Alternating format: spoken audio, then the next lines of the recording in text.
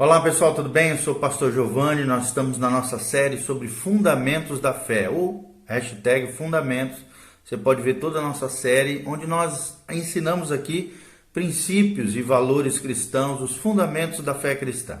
E nós estamos no nosso segundo vídeo, cujo tema é perdoar para ser abençoado, número 2. Perdoar para ser abençoado, número 2.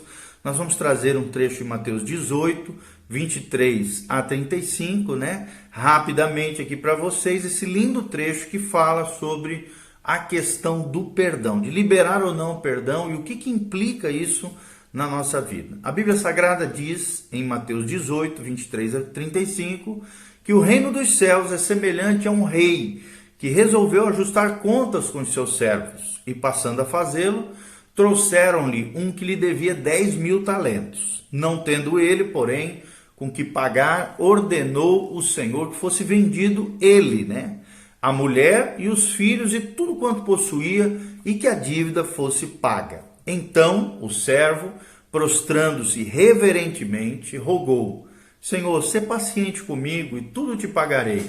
E o senhor daquele servo, nessa parábola contada por Jesus, compadecendo-se, mandou-o embora e perdoou-lhe a sua dívida.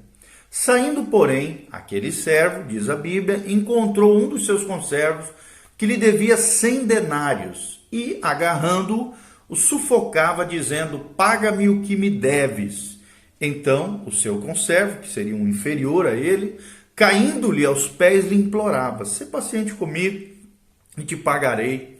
Ele, ou seja, o servo, entretanto, não quis, antes, indo-se, o lançou na prisão, até que saldasse a dívida, e vendo então seus companheiros o que havia passado, entristeceram-se muito, diz a palavra de Deus, e foram relatar ao seu senhor tudo o que acontecera. Então seu senhor, que era uma espécie de rei, governante maior, simbolizando a Deus, chamando-lhe, disse: servo malvado, perdoei-te aquela dívida toda, porque me suplicastes.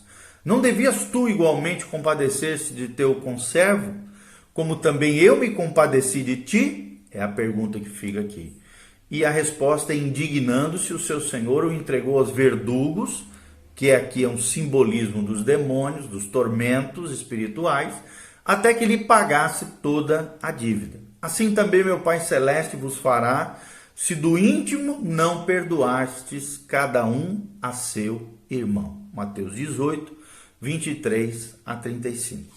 O que nós queremos dizer com esse lindo trecho da palavra de Deus sobre perdoar para ser abençoado, número 2, que é o tema de hoje? Nos reinos antigos, amados, todos os cidadãos eram escravos no sentido amplo de que eram súditos de um rei, de um monarca. Isso significa que os nobres eram tão escravos do governante como eram também os funcionários de baixo escalão, ou servos menores. Essa parábola sugere tais extremos, o que indica aqui que sua verdade se aplica a todo crente no reino de Deus. O primeiro escravo na parábola tinha uma abundante riqueza pessoal, mas o segundo escravo, em comparação, era provavelmente aqui pobre. O primeiro homem era como se fosse um governante do reino, e sua responsabilidade primária era recolher os impostos para o rei. O sentido aqui da parábola com relação a dinheiro é que o servo devia uma quantidade extremamente grande, um débito impagável ao seu rei. O tremendo débito simbolizava a enorme dívida do pecado que todo ser humano tem para com Deus. Quando o Espírito de Deus convence uma pessoa do seu pecado, conforme João 16:8, ela descobre que o débito do pecado está além da compreensão e é humanamente impossível de ser pago. Você pode conferir isso em Jó 42:6, em Esdras 9:6 e Romanos 7:13 diz que vos falo.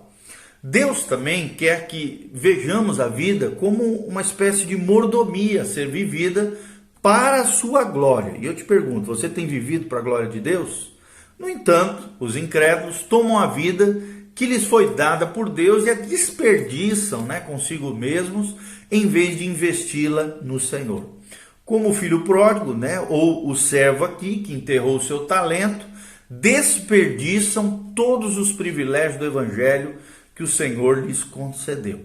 Na parábola, o primeiro escravo representa o incrédulo, a quem Deus deu a vida, lá em Atos 16, 25, fala sobre essa vida, que tem a oportunidade de dar a Deus o que lhe é devido. Você pode conferir em Romanos 11, 36. Mas acaba desperdiçando os recursos de Deus no pecado, numa vida irresponsável. Então, como representante de qualquer pecado falido, pecador, falido, como qualquer pecador falido, eu e você aqui, o homem provavelmente desfalcou o que legitimamente pertencia àquele rei, dessa história de Mateus 18, e consumiu tudo em benefício próprio, somente para si. Isso resultou então numa punição do escravo, quando a Bíblia diz em Mateus 18, 25, ordenou o Senhor que fosse vendido ele, a mulher, os filhos e tudo quanto possuía, e que a dívida fosse paga.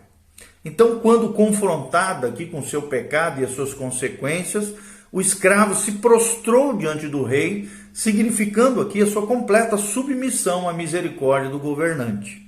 O homem estava inteiramente condenado pelo seu pecado, genuinamente arrependido.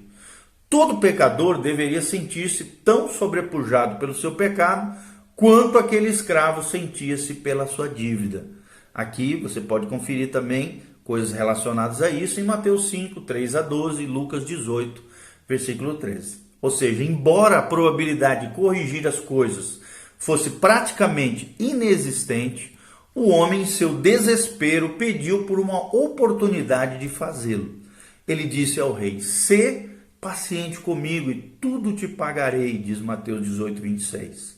E o gesto subsequente do rei, de bondade indulgente, retrata o grande amor perdoador de Deus pelo pecador verdadeiramente arrependido, que sabe que deve confiar na misericórdia do Senhor.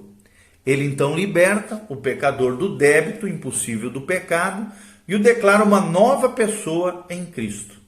Obviamente, a mensagem do Evangelho está implícita aqui, não completamente delineada nessa parábola, porque o ponto principal que Jesus queria ilustrar era o tema do perdão entre cristãos, entre crentes. Ou seja, a atitude, o comportamento do escravo aqui perdoado com relação a um dos seus companheiros escravos também, na segunda parte da parábola, são verdadeiramente inacreditáveis e inaceitáveis, considerando o gesto bondoso, magnânimo do rei sobre o seu servo. Embora a dívida do segundo escravo fosse infinitamente menor do que a do primeiro, o servo que havia acabado de ser perdoado estava totalmente intransigente quanto a imitar o rei e perdoar o outro servo. Não é que a dívida do segundo homem para com o primeiro não fosse legítima. Ela era real e necessitava de perdão. O que o primeiro homem se recusou a conceder foi o perdão. Em vez disso, ele agiu de maneira orgulhosa, presunçosa, ingrata e sem misericórdia com relação ao escravo inferior.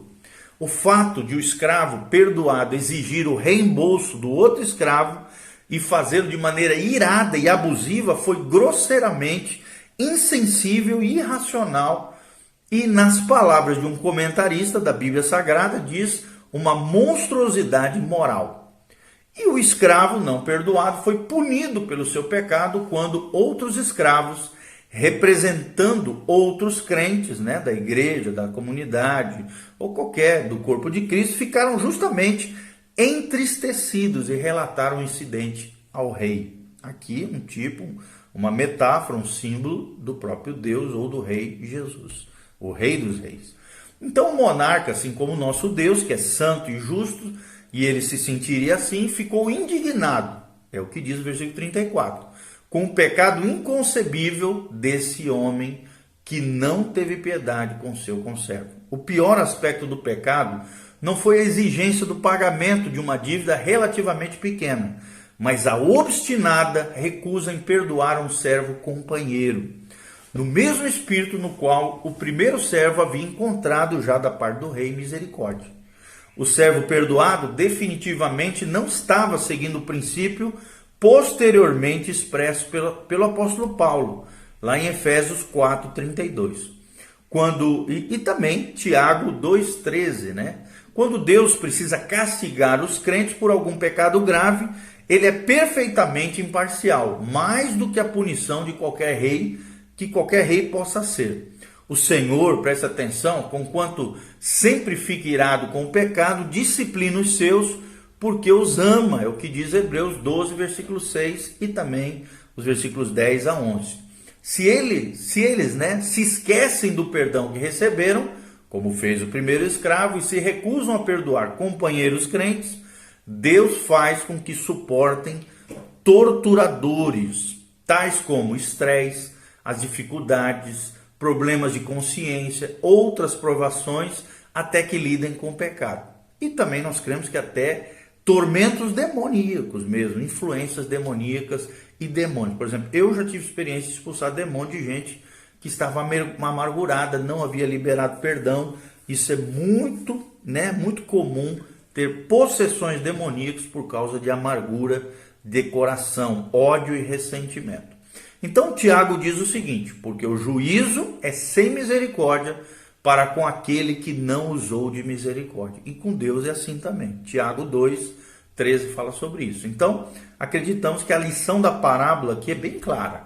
Qualquer crente que ofende um companheiro crente ofendeu muito mais a Deus, e Deus o perdoou. Por essa razão, o crente ofendido também deve estar sempre disposto a perdoar o seu irmão ou a sua irmã que pecou contra ele ou ela e pede para ser perdoado. Ou seja, os cristãos devem sempre refletir o perdão de Deus para consigo, porque eles já experimentaram esse mesmo perdão. E o perdão verdadeiro, no entanto, não justifica os erros dos outros. A compaixão e a misericórdia não descaracterizarão uma ofensa, mas sempre o chamarão pelo que ela é. No entanto, quando confrontamos um pecado, o crente perdoador eliminará a amargura e todos os outros sentimentos negativos que apenas podem aumentar o pecado em vez de eliminá-lo.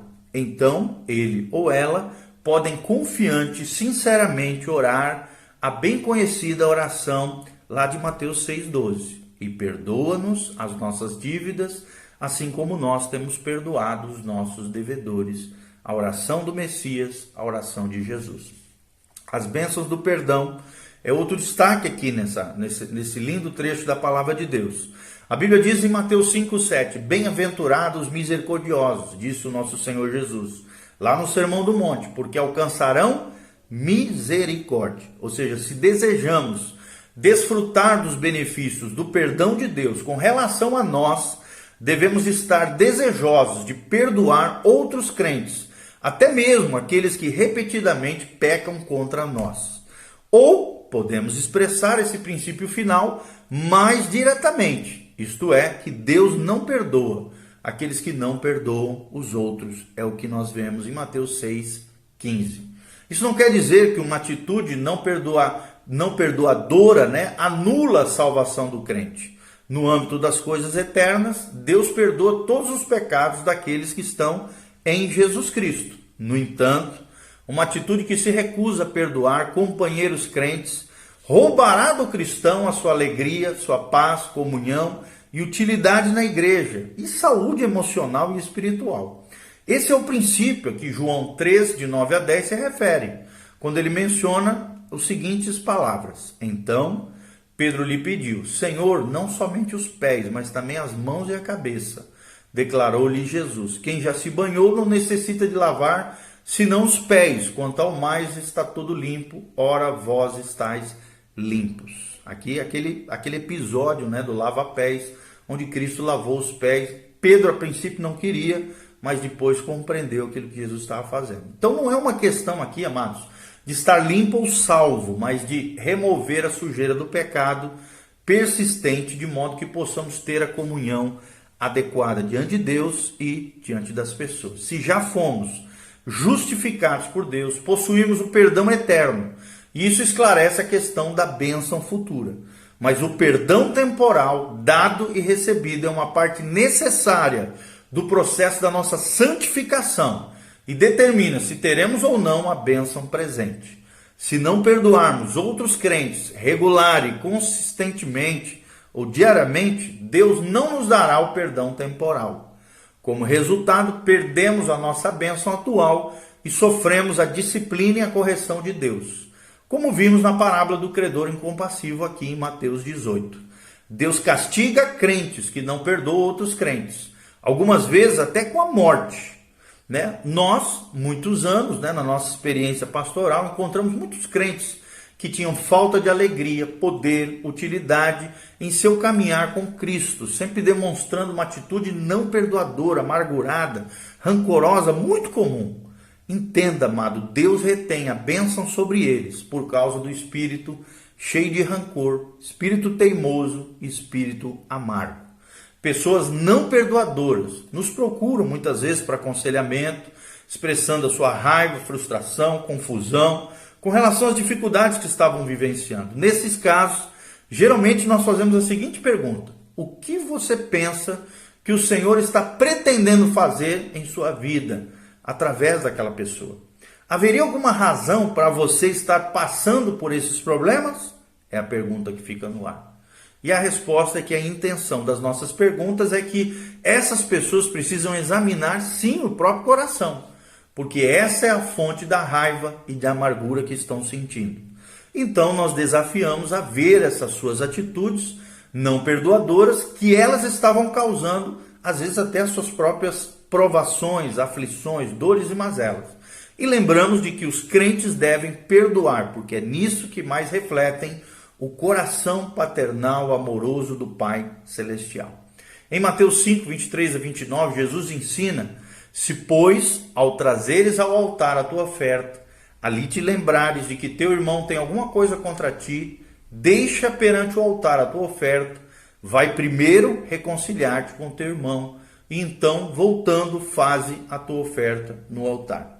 O que a Bíblia Sagrada quer nos ensinar com isso? O significado desse ensino do nosso Senhor não poderia ser mais claro, amados. Um rancor não resolvido precisa ser decidido e a reconciliação deve ocorrer antes de prestarmos a verdadeira adoração a Deus.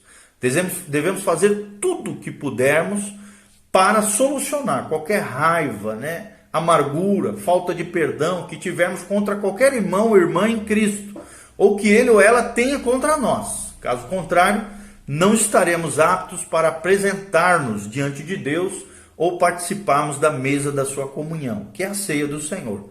Esse é o motivo da atitude de perdão ser tão crucial na vida dos crentes, na vida da igreja. Então, para ajudar a proteger seu coração da tendência de não perdoar outros crentes, lembre-se dessa oração. Fale assim com Deus: ó Deus, dá-me um coração perdoador, para que eu possa então comungar contigo na plenitude da comunhão, a alegria e não vivenciar a correção que vem quando tu não me perdoas, porque eu não perdoarei um irmão ou uma irmã em Cristo. Que eu possa me lembrar de que para cada pessoa que peca contra mim, eu tenho pecado múltiplas vezes contra ti, e tu me tens perdoado sempre. Em nenhum momento meus pecados me fizeram perder a vida eterna. Então, o pecado de ninguém mais deveria lhes causar a perda do meu amor, o meu carinho, o meu apreço e a misericórdia para com eles. Amém? Em nome de Jesus. Amém. Amém? Que essa oração seja a sua oração. Que você aprenda que o perdão atrai a bênção de Deus. Perdoar para ser abençoado. Esse é o nosso segundo vídeo. Que a graça de Deus venha sobre você, que você compreenda ainda mais o valor do perdão, a importância do perdão e pratique isso. Eu te desafio, se você está mal resolvido com alguém, precisa de uma reconciliação com alguém, uma situação a ser resolvida, vá, tome a iniciativa, não fique esperando.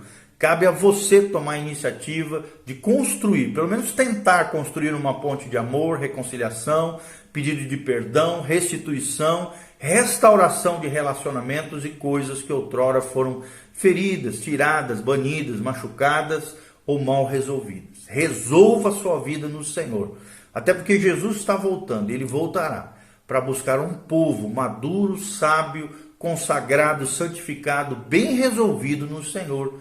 Então resolva a tua vida, põe em ordem a tua casa, te santifique e te consagre, porque Jesus está voltando. Louvado seja o nome do Senhor. Maranata, vem, Senhor Jesus, é a nossa frase.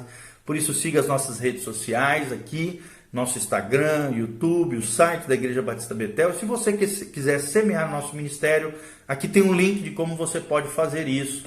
Que a graça e a paz de Jesus venha sobre você, que o perdão de Deus, a bênção de Deus, que nos prospera, que nos faz ir adiante, esteja sobre as nossas casas, nossas vidas. Deus te proteja, te guarde nesse tempo de pandemia, Covid-19, protegendo você, sua casa, sua família. Nós estamos orando por você. Você não está sozinho. Deus é conosco. Deus é o Deus do seu povo. Se você tem uma aliança com Deus, Deus tem uma aliança contigo. A Bíblia Sagrada diz: eu honro os que me honram, mas os que me desprezam serão desprezados. Então honre a Deus com a sua vida. Libere perdão aos seus irmãos. Peça perdão para aqueles que você ofendeu. E construa não muros entre as pessoas, mas sim pontes de amor, pontes de reconciliação, para o louvor e glória do nome do Senhor Jesus. Amém e amém.